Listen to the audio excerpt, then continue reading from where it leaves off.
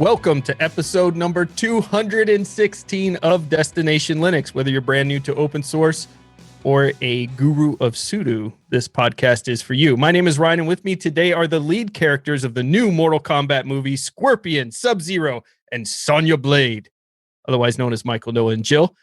Get over here. I like it. Yeah, that was pretty good. Thank you. Yeah. Today, we're going to discuss firewalls. Specifically, what the heck are they? Do you need to set one up? Does your distro have a default firewall? And our favorite firewall software. We're also going to talk about Google being your new privacy ally, or at least that's what they're marketing anyways. Later in the show, we're going to discuss Zero AD and the Steam Link enhancements for Linux. We also have tips, tricks, and software picks. All of this coming up right now on Destination Linux.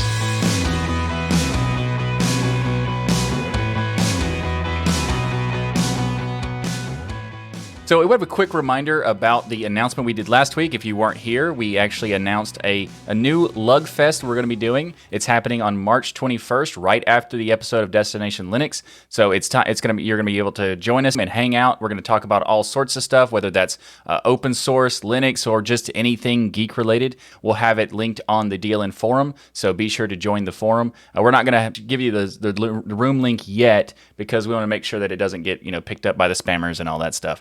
But join the DLN forum to get access to it.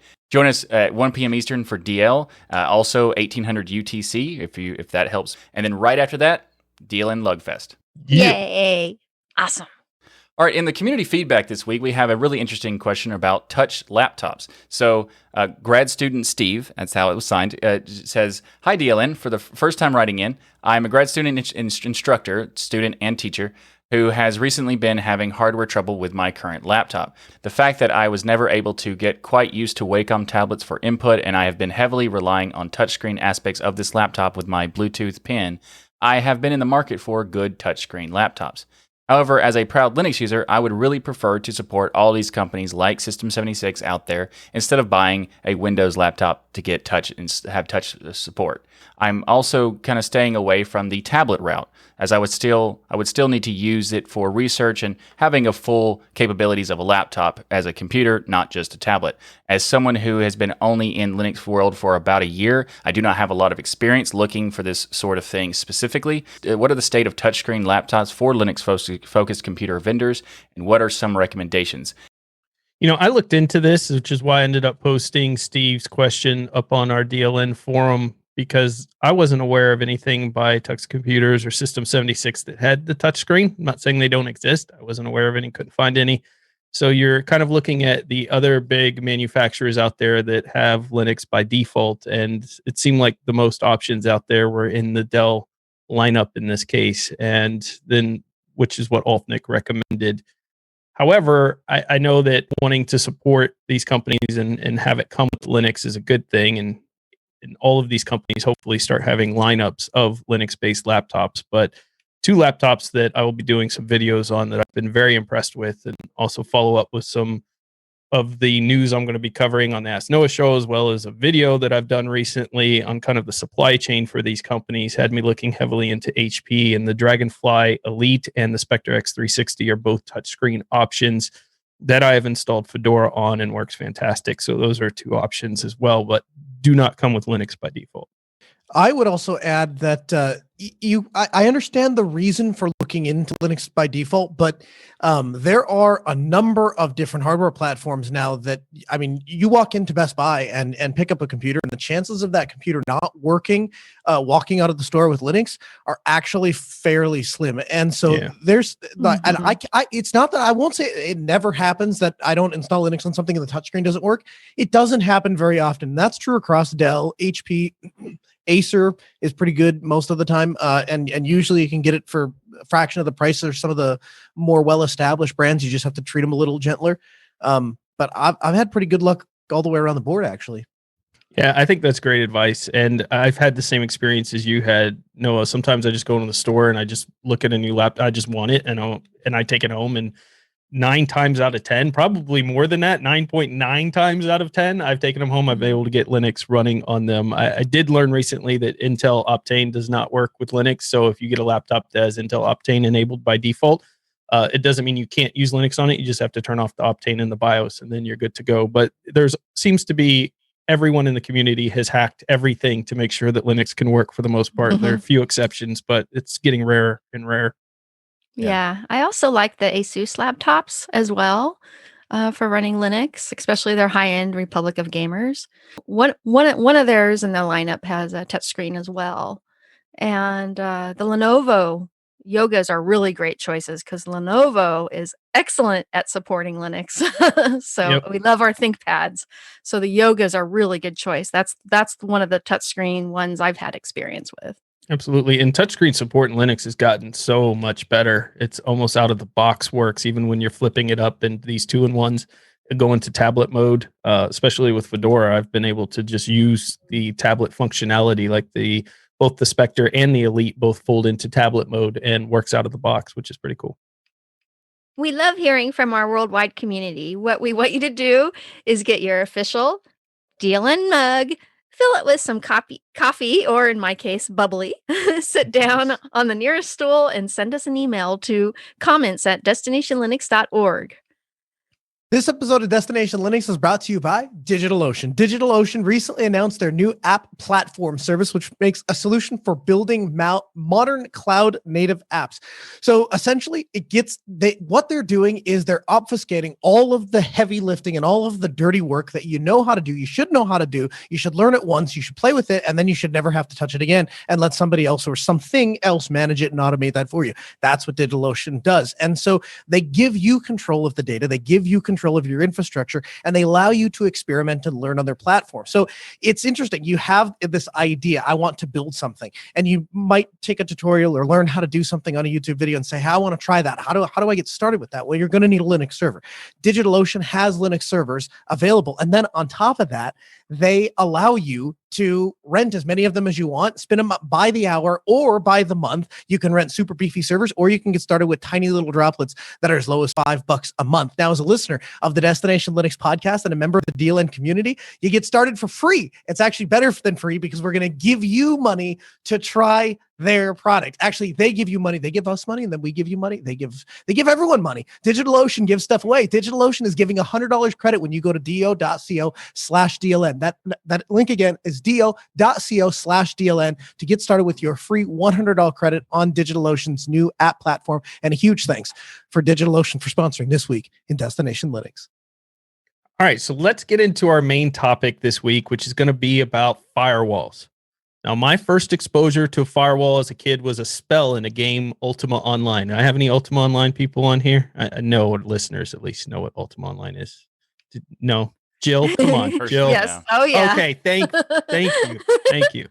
So the firewall was meant to basically keep your enemies away, created a wall of fire, and they could not pass through. Later, of course, I came across this in the technology world once I grew up and started getting more into computers. And since then, we have seen that the firewalls have taken off as a kind of a first step of our security on our systems.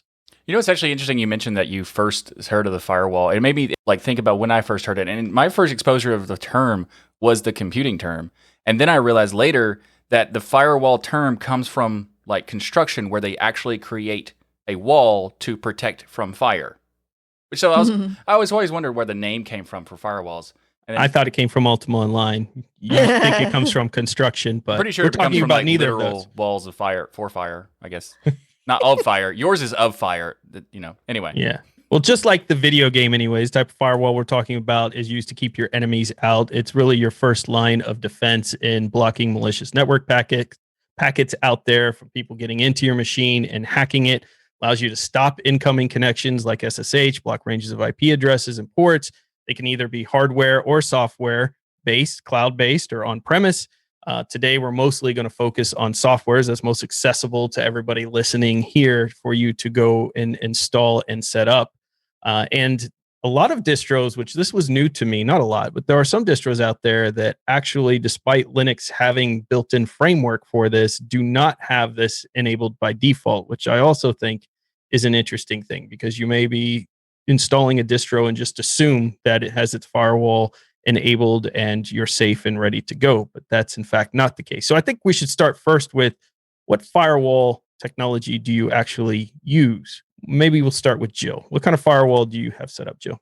Well, I always seem to default to GUFW, which is a graphical user interface front end for the command line UFW, or the uncomplicated firewall, which is actually pre-installed by default on Ubuntu. It works really well. And on launch, it has a short getting started tutorial with pictures that will get you started in just a few clicks. So it's really easy for the advanced and the new users. And Great. it has default profiles for home, office, and public. And you can also create your own profiles and import and export them, which is really cool.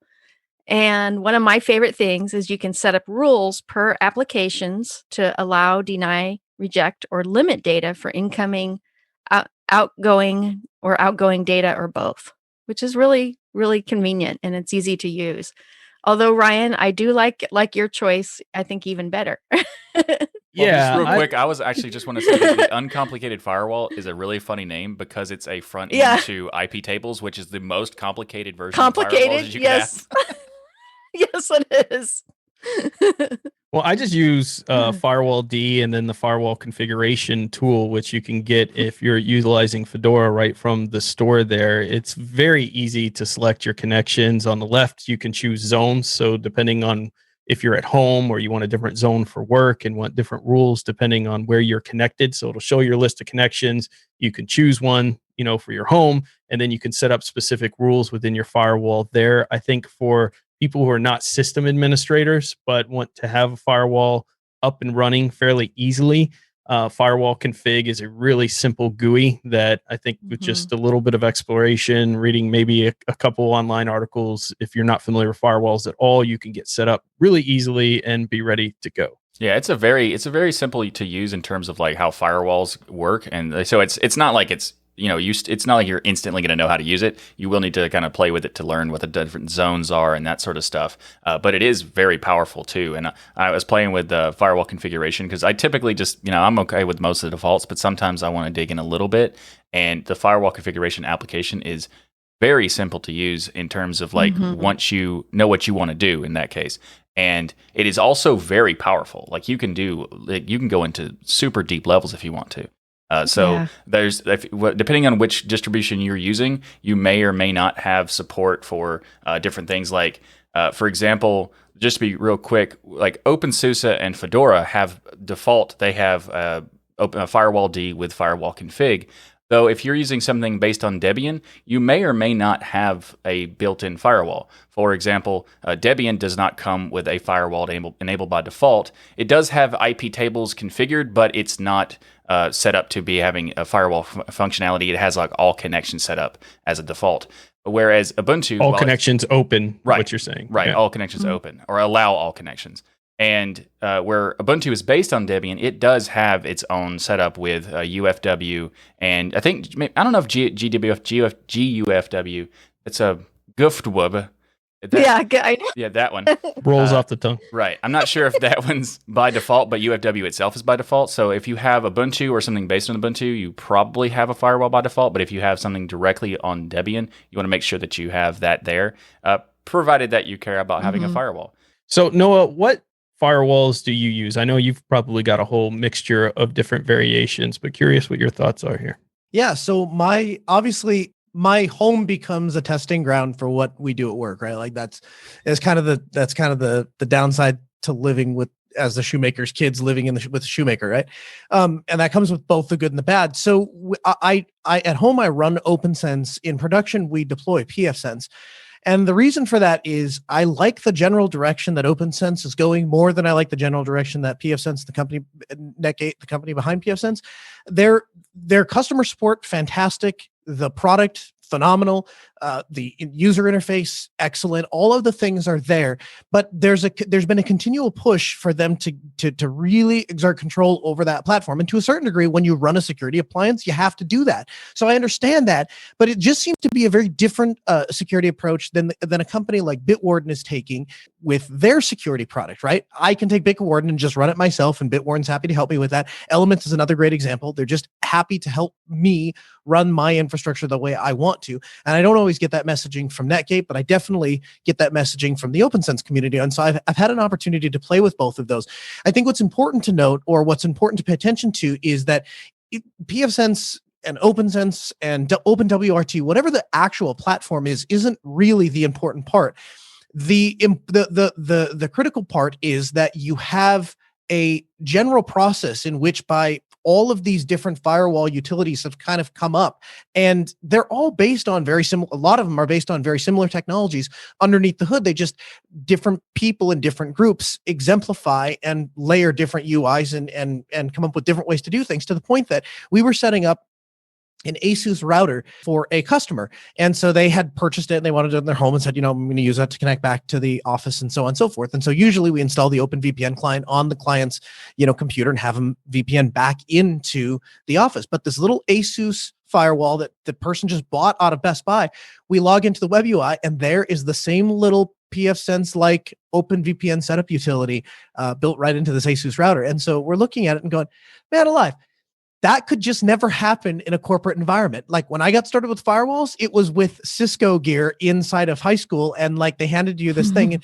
you plugged in this console port. And at that time it was serial. And you plug in this console port and you get into it and you'd be able to get in the router. And then you would change like the message of the day and screw with your friends. And it was really fun. Then you'd go home and be like, man, I really want to do that. Oh, I'll go on eBay and buy myself one for $24,769. And the bid's still climbing. It doesn't end for 6 days. Well, there goes that dream. And today, pfSense, which is like, right, that's like the end, and these guys are like, they deliver a solution that would cost $20,000 or $30,000, and you can buy it from them for a fraction of that price. And then beneath that, they give at the end of the day, the software is open. Is open. You can go download it. You can go put it on whatever it is you want. You can play with that platform. You can learn pfSense. You can learn OpenSense. You can decide which one works better for you, which one you like better. And then you've got other companies that start to build automation on top of that. So what if we wanted to manage multiple pfSense boxes?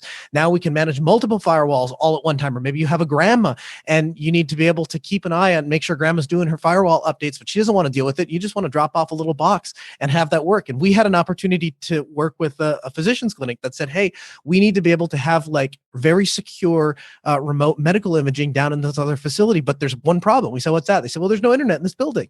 We're like, well, that's going to be a problem. Well, how are we going to get a connection back to your office without internet? And so we were able to engineer a solution based off of a little mobile hotspot, a tiny little pfSense router that was about the size of 2 packs of playing cards, and literally rubber banded the two together and attached them to the back of a dedicated PC tower. And for for literally a fraction, under $1,000, we were able to throw together this solution that just 15 years ago just wasn't even a thought. And thanks to LTE and cell phone towers, and then open source software and hardware solutions and all of the stuff that you can just buy and plug together. That's an interesting viewpoint. I hadn't thought of that. This would have cost tens of thousands of dollars in the past. Yeah. And so what you think about when you think about a firewall, we start with just, well, do we block packets and make those kinds of decisions? Well, sure. But then when we start to get into wanting to do more and more, like, hey, I do want to be able to securely communicate with, mom or grandma or, the rest of my family. Or I want to give them access to our NAS so they can see pictures of our kids and those sorts of things. All of that stuff starts to become possible when everybody uses shared technology. Shared technology becomes possible when it's all open source. And now that's making its way into stores. So that's a really long way to say pfSense, OpenSense are the two I primarily work with.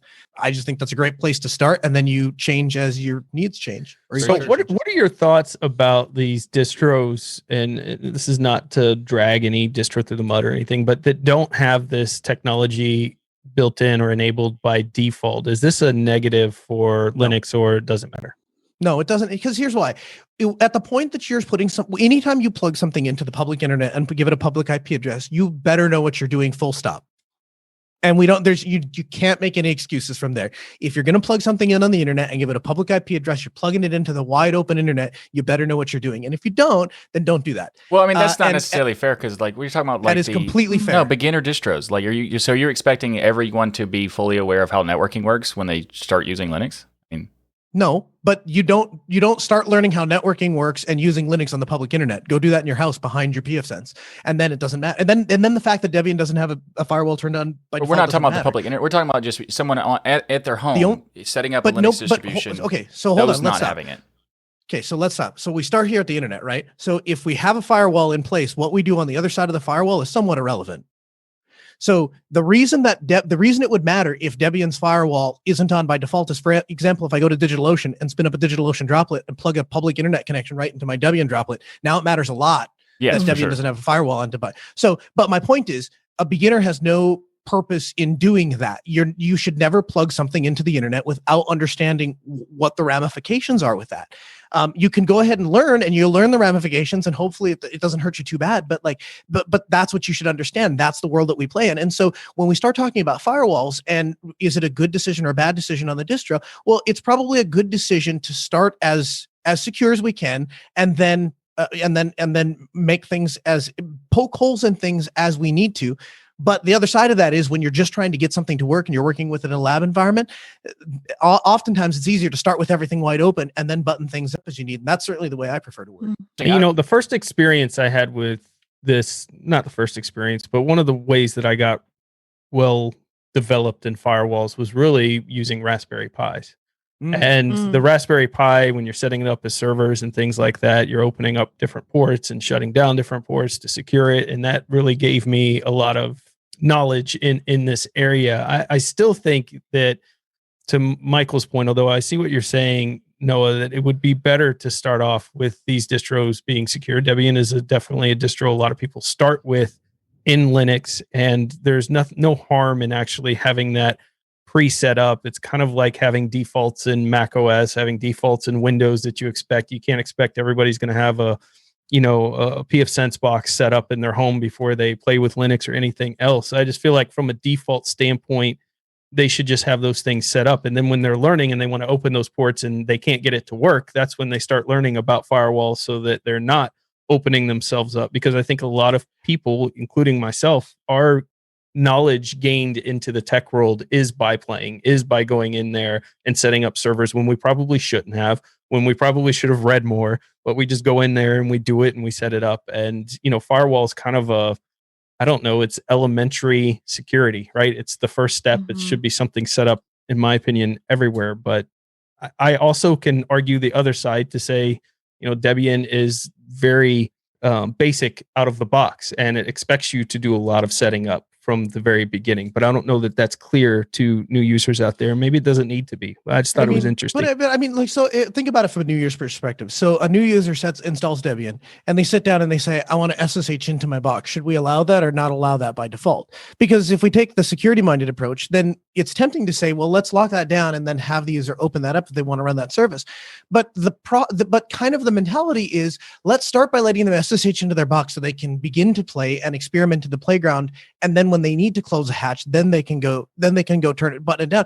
I guess, and I'm not sure, maybe there's a miscommunication, but by default, 99% of people sit behind a firewall, even if they don't know it. If you don't do anything else, your cable modem provider likely has a firewall built into your cable modem. So we'll say 90% of people that are starting to play with this stuff are probably doing it behind a firewall to begin with, even if they don't know it.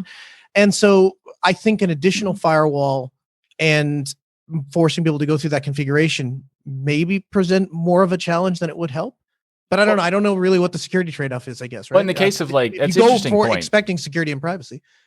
Yeah, it's an interesting point. I think that you're right about the whole, there's like a NAT for every router when you set up your system. Like you have that firewall already for you. Yeah. And so in the terms of with a DigitalOcean droplet, it does matter much more there, whereas the regular user maybe not. But what do you think about if someone were to have that router aspect and they install a distro like Ubuntu or Fedora that have a firewall by default? Wouldn't there be an extra benefit by the defaults that those offer? Or do you think it's not necessary? No, I agree. No, I agree. There is absolutely a benefit, and here's the other. Got so excited. Yes, I agree. There is a benefit. In fact, to take that to kind of take that point a little bit further, if we consider the fact that ultimately IPv6 is designed to eliminate NAT, right? There's the idea is to give everything an IP address so that you don't have to deal with NAT. And so while NAT was not really designed as a function of security, it was really designed more of a function of, hey, we need one to many. We're going to lose the kind of inherent security that comes with the fact that unless we explicitly tell our router where to send traffic to the other side, like because it's all behind NAT, there's a certain amount of security, but that's going to go away with IPv6. And so then every device is going to be responsible for itself being able to talk on the internet. And we already see that to a degree with things like our phones, right? If you probably don't think about putting a firewall on your phone, but guess what? Your phone is not really directly connected to the public internet, but Ryan, you're from the NSA. It connects to somebody else's network that then is connected to the public internet, right? So at the end of the day, it's leaving your control, and you don't think about security on that device. And so when we start building PineOS operating systems, and as we start building, we start thinking about laptops that maybe have LTE. Probably that is the direction we want to go, where every device has a firewall and it's on by default. See, we should all be like Michael. Yeah. And one of the tips that I tell new people, setting up a network in their house is just to get a managed Ethernet switch. And I've often shown people, how to configure them. And that's really having that. It's an extra, step of having a firewall and a hardware one at that. So it's always a good thing. Yeah. Always good. And a lot of the mobile operating systems close ports by default as well, which is, very similar to how the firewalls would be expected to work in most distros. So my thought is that every distro out there should at least come with, IP blocking ranges and some of the incoming connections locked down and let people open it up from there. But I see both sides of it, and I know you can argue both, but I think the point is that setting up a firewall is super easy. Yeah. I think you can go into it's barely an inconvenience. It's as simple as installing an app and doing some basic configurations. And then there's this whole journey left outside of that where you can take it to a whole new level if you're at entry here with the pfSense boxes and things like that not only are more secure, but also make you look cooler when you show your friends all of your computer hardware setup and everything else. So sure. Firewalls were really interesting getting into the subject and kind of reading about it. And I learned a lot. Like I figured every distro had one by default, and that was interesting to learn that they don't. So make sure you check to see if you have a firewall enabled. And if you don't, go set one up. If nothing else, just to learn something new. Yeah, and if you don't have one by default, the defaults of whatever you probably installed is probably okay to go. But it is interesting to definitely find out. And there's also the difference between IP tables and NF tables that they're going to be. NF tables is kind of replacing IP tables. But I also would think maybe it's possible that we could have NF stools instead of tables. Just thought, No. We took it to the board and they rejected. They said no. That. Okay, I understand. Yeah. This episode of Destination Linux is brought to you by Bitwarden. You can get started right now with your free account at bitwarden.com/DLN. Now, this is really interesting. I had somebody come over my house and they were wanting me to look at their Windows machine. And I said, well, I'm going to need you to log in, but they needed to go do something. So they wrote their password down to get into their machine. And they made this comment. They said, hey, don't let this slip of paper get away from you because this is the same password I use for all of my accounts. And I was like, oh, we've got a problem. You got to stop right there. We're going to install Bitwarden.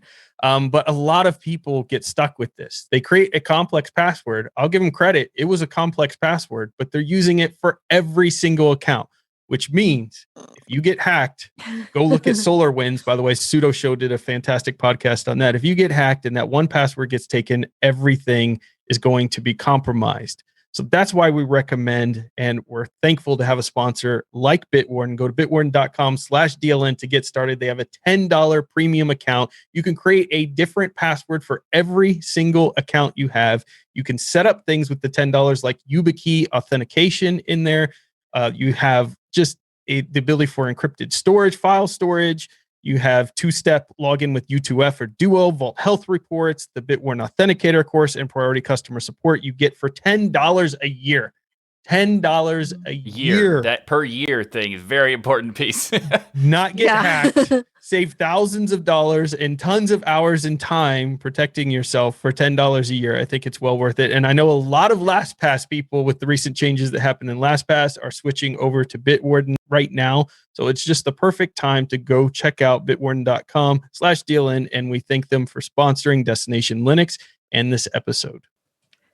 Okay, so Google just made a huge announcement. Said their stalking days are over, at least when it comes to luring you in with browser cookies. So that's right. Google made the big announcement this week saying it will stop tracking individuals around the web. And Well they done, stated, Google. You're finally not doing something you shouldn't have been doing in the first place. Finally, not Great. stalking yes, us. Yeah, taking some hints from Firefox, are we? maybe. Yeah. Yeah. Cookie gel. We need cookie gel.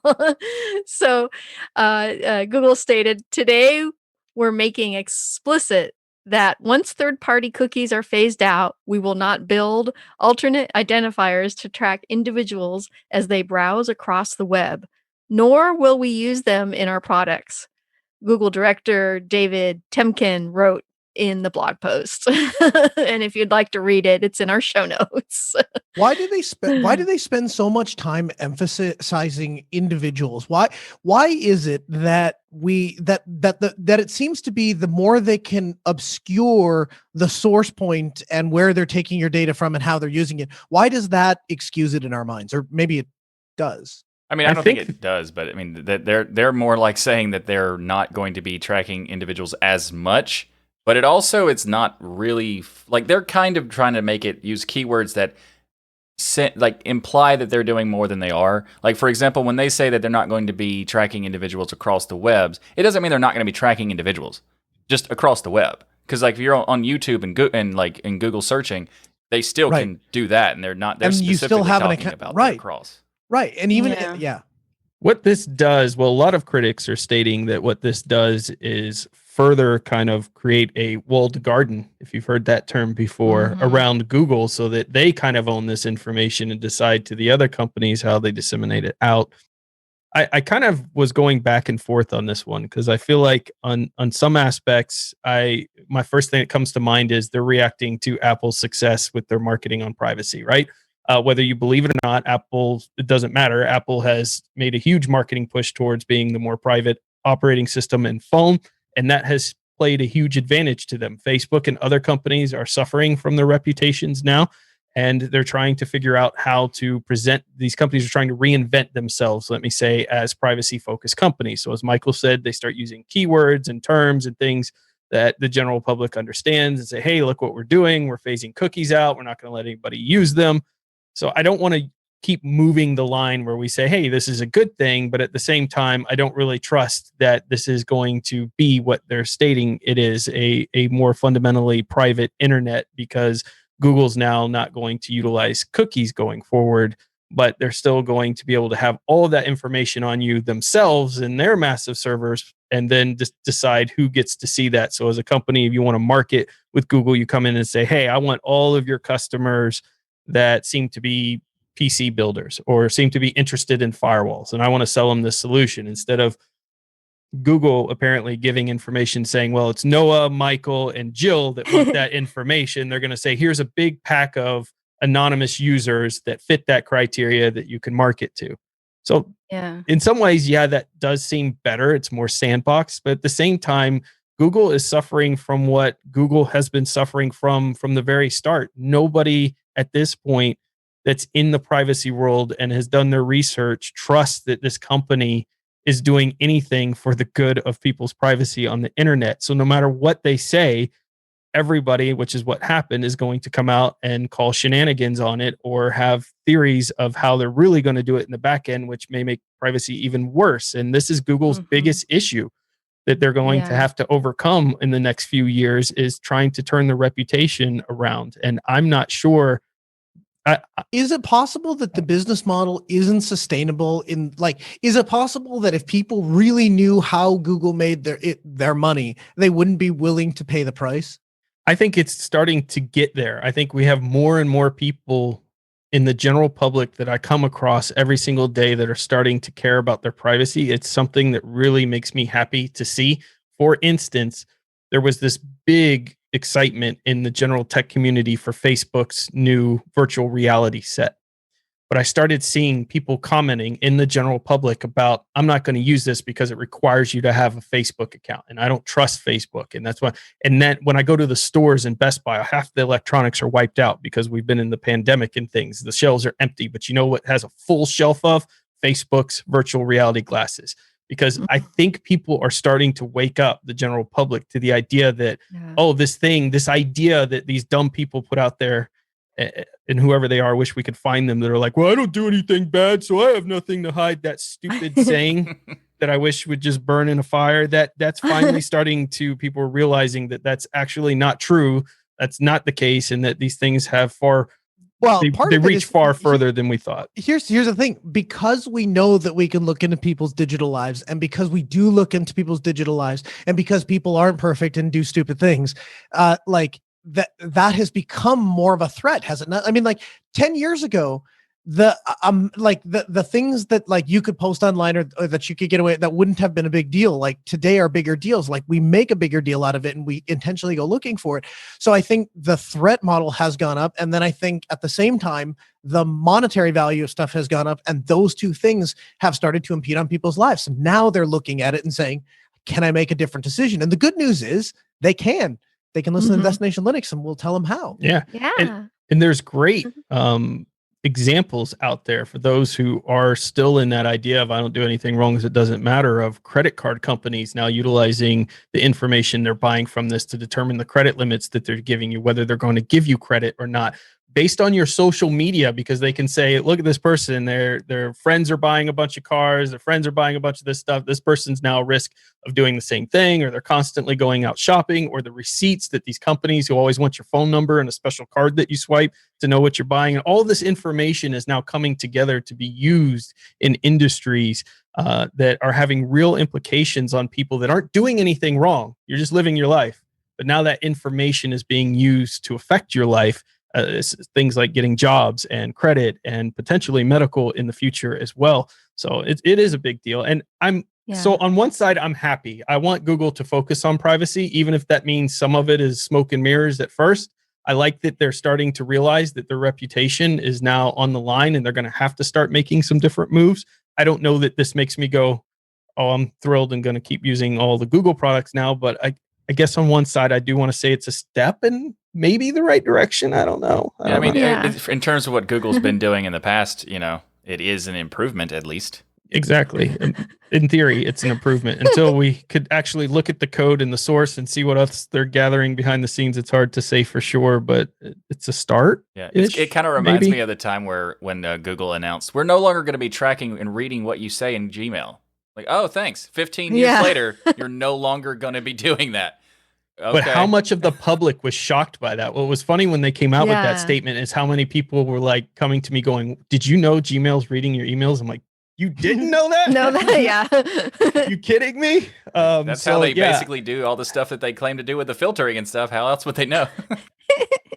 Google's, I think a lot of these businesses, I'm hoping what Noah said is right, are going to have to shift their model to selling products. Like, for instance, YouTube. I actually love YouTube. I think YouTube is amazing. I love getting lost in YouTube. I love the amount of content. I love the videos. I love it works. It's such a great platform.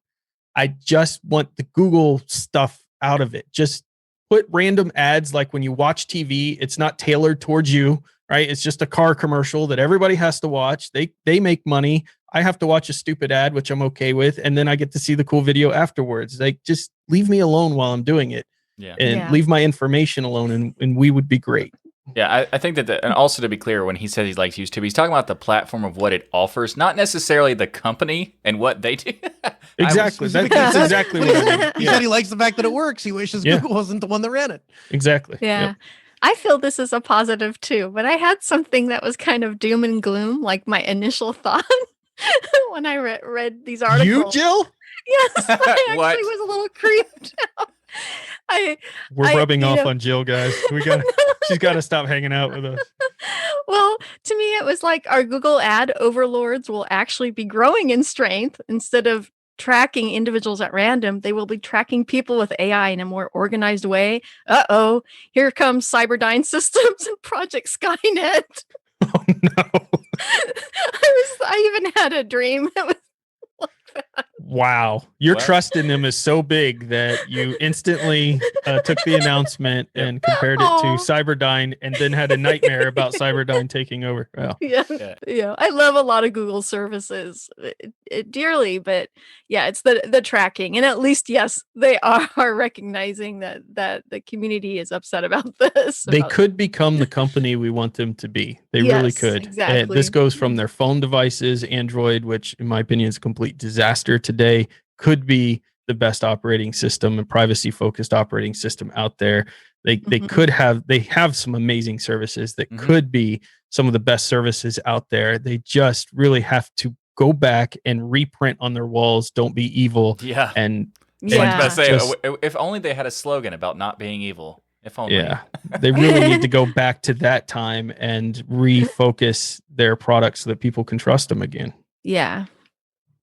Now, from a company that we hope that they learn their lesson and become, go back to their roots, we're going to jump to another company that is already having massive, awesome effects to Linux and have been doing so for many years, and that is Valve. We're going to talk about Steam Link because the Steam Link app is now available on Linux systems. A special thanks to Collabora for helping make that possible. And some people might not really be aware of what the Steam Link is. So, for example, the idea is that it allows you to stream content from one computer to another, or you can actually stream it from a computer to an Android device, or to your TV, or something like that with like a Raspberry Pi connected. All sorts of cool stuff you can do with it. But why does this matter? Well, it's cool to have this awesome option in general because it's really cool to have that as a feature. But it's more than that. The part that makes this even more awesome is that Steam's remote play together feature is built in with the tech for Stream Link. So remote play together, if you're not aware, allows you to host a game on your local computer, and it invites others. You can invite others to join you, and they don't even need to own the game in order to play it. It's a way to turn like a local co-op game into a multiplayer game. So it allows you to do over the internet. They can connect to your system and play the game through your computer, which is a really cool concept.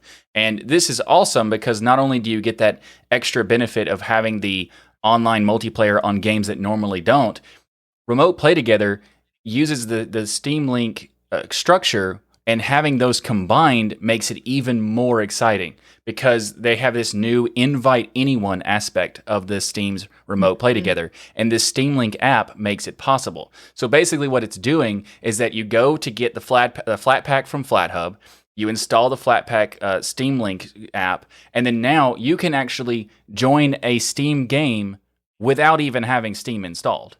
That is what fire. Yeah. Isn't it awesome? That is what the invite anyone offers you to do. So having this combination, that's the Steam Link app on Linux, cool already. Combine those twos and you get awesomeness. Yay. Lord Gaben loves Linux. Yes, Lord Gaben, I love it.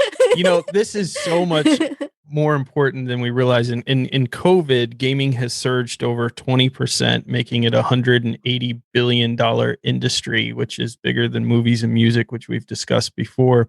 Having a operating system that can play these games, especially in lockdown, and take advantage, have companies be able to take advantage of this massive surge in gaming, which was already massive to begin with, is huge. And really one of the only companies that are making huge waves for us in Linux with gaming is this work with Valve and Codeweavers and companies like Collabora and stuff going out there and making these things possible. And I love Exactly. that they chose Flatpak, right? A simple universal app to install this. There's no having to go into the terminal and pre-compile it yourself and do all this stuff to get it to work. It's just a Flatpak. Boom, you're ready to go. It's brilliant. It's awesome. And I love Valve. Yeah, absolutely. All Valve is doing users- so much. Yeah, all Linux users should love Valve, whether you play games or not, because Yeah. they are progressing our operating system. Absolutely. Agree. The stuff they're doing that makes this kind of stuff possible is also like kind of fundamentally enhancing stuff. For example, we've had a lot of improvements to the graphics drivers because gaming is becoming more and more important, and they put a lot of effort into that. And also there's other companies who have incentive to make gaming better, which inherently also makes the core system better. So, whether you care about gaming or not, you should still care that gaming is an important piece to computing, and therefore it should be an important piece to Linux. And speaking of games, would you like to be the leader of an ancient civilization? Yes, and gather the resources you need to raise a military force and dominate your enemies? every single day. Yes. I've tried to recruit an ancient civilization to come destroy Michael with me, but I haven't been successful. So what's my next option, Jill? Okay. So then you can play Zero AD. Oh, thank goodness. And this is it's a real-time strategy game of ancient warfare and is completely free and open source. And when you think of the best open source games, Zero AD would be at the top of anyone's list. I agree. And it was developed by Wildfire Games, which is they're awesome, and it is an international group of volunteer game developers creating this amazing game. And they recently came out with a massive update for Zero AD, and I was just playing around with it the other day, and looks so beautiful now. They improved their textures, their armor, their horses and animation, improved flora. They have new maps and a new map browser. And now you can, when you're laying out your landscape, you can use edge snapping with buildings, which is a huge improvement. And just everything under the hood is improved. There's ships, there's rendering improvements, including new options for anti-aliasing. That's huge because it makes the game look a lot better. There's a new hotkey editor, formation improvements, effect improvements. There's new models, new horses, new helmets, new shields. There's so many, I can't name them all. So definitely go to their website and download this updated version of the game. This is like Age of Empires, but completely open source. You can go into your distro repository, go get this game and play it. What amazes me the most about this is game design. I've done several videos. My brother has designed a game, and these videos of going in and creating textures for a single character can be hours long. The amount of talent it takes to do the work here. These are volunteers from all around the world that built this game. This is not some pixelated junk game that you would play on the first Nintendo. This is a gorgeous AAA level graphic game that is so well designed, so well implemented, and it's free for everybody. So if you're not into gaming, we've talked about gaming in the past, and you want to get into something that's strategic, like learning a chess battle, you want to be good at war, you want to take on Michael and destroy his weak armies, you need Zero AD. Why do they have to be weak armies? Maybe they just want to be friends. What's wrong with that? That's what I love. So what I do in the game is I tell Michael we're going to become trading partners. He gives me a bunch of his stuff. Then my army comes in and destroys him. And then I just see, that would never happen because I know you and I would not believe you. So we would definitely be going to battle immediately. Immediately, you start the game, go to war. Yeah, exactly. We don't even have an army yet. It doesn't matter. Go to war with him. He's going to attack us. Michael, you can make a lot of wooden stools for your enemies to sit on and catch them off guard. We'll even have a picnic when we become friends. I was about to win, and then there was this field of stools, and my army got confused and didn't know whether to sit or stand, and they all died. And everybody just stayed there for the rest of their time.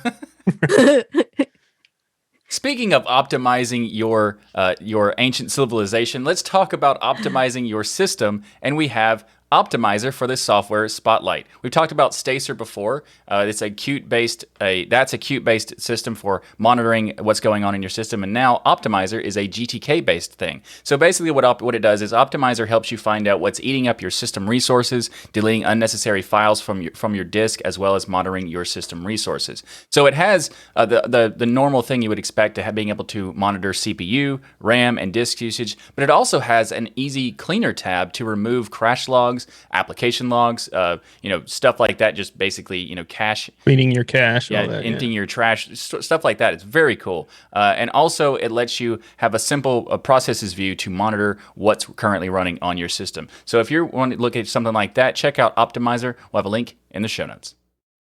This week, we're continuing our tips and tricks section on using Podman. Now that you know how to create, delete, and spec pods, we're going to share one more final tip in the series. The final tip before we release you into the wild and let you manage and play with all of your containers is checkpointing. Checkpointing is when a container stops while writing the state of all of the processes in the container to the disk.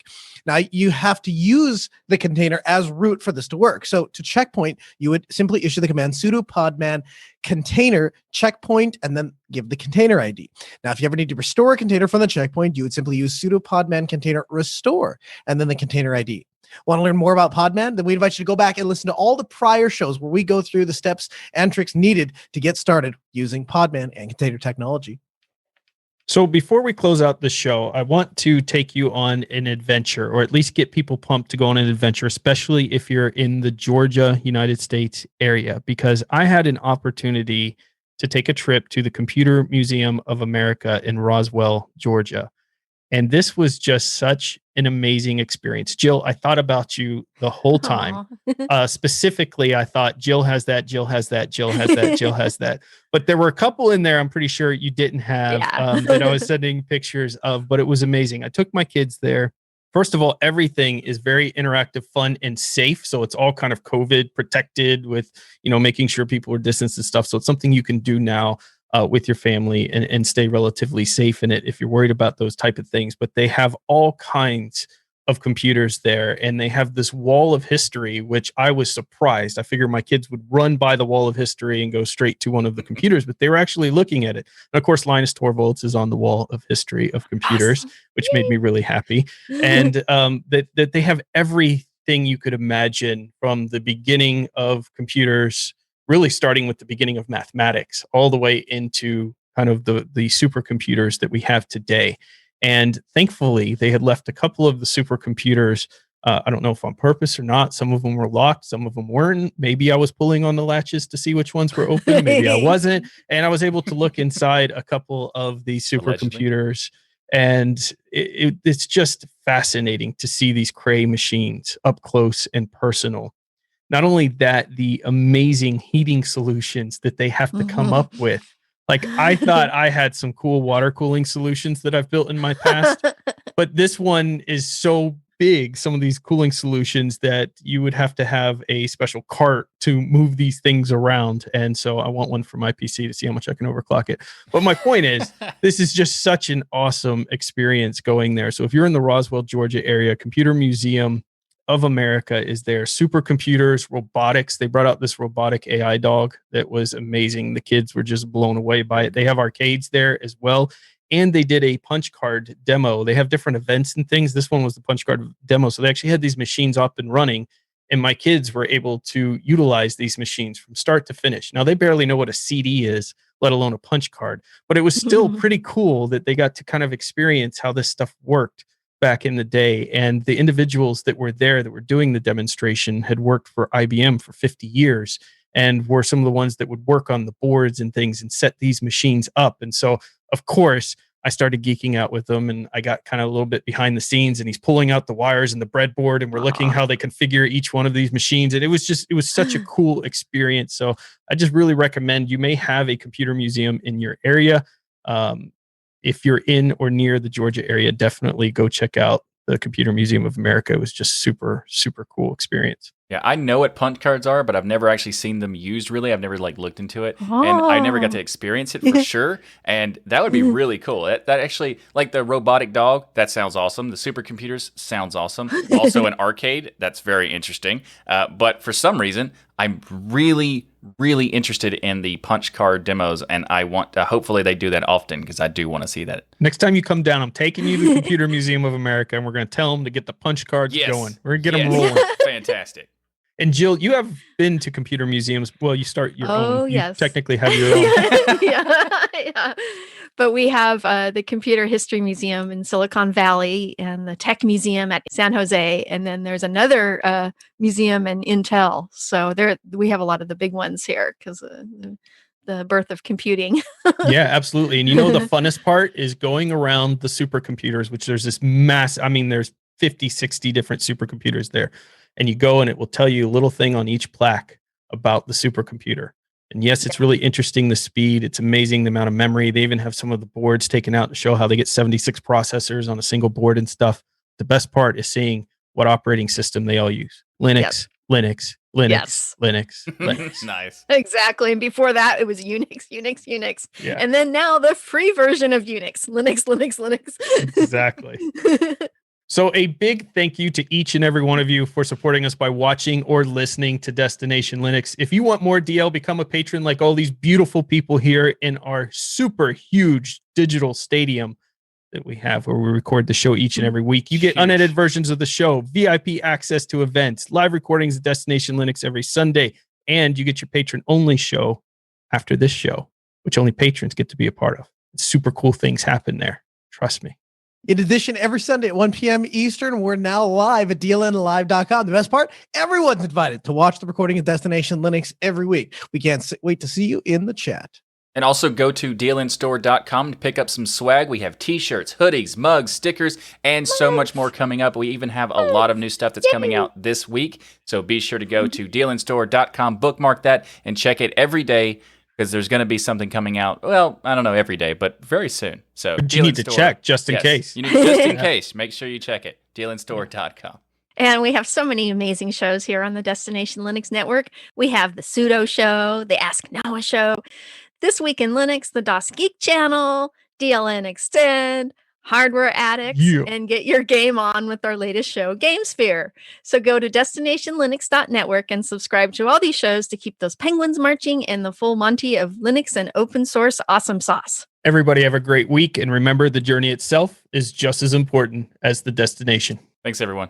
Yay! Bye-bye. See you next week. Another By the show. way, somebody decoded in our patron chat my shirt was about while to we were ask doing you. the show. Yeah. And how Yeah. freaking cool is that? What does your shirt say? Says Well, They awesome. don't do binary code. There are two people that do binary code. from the museum itself. Can you guys see it? Can you see Oh, I am Yeah. awesome. Cool. Yeah, cool. Yeah. Makes sense. So After whoever all- decoded that it was awesome is in fact correct. It is awesome. Nice. I love it.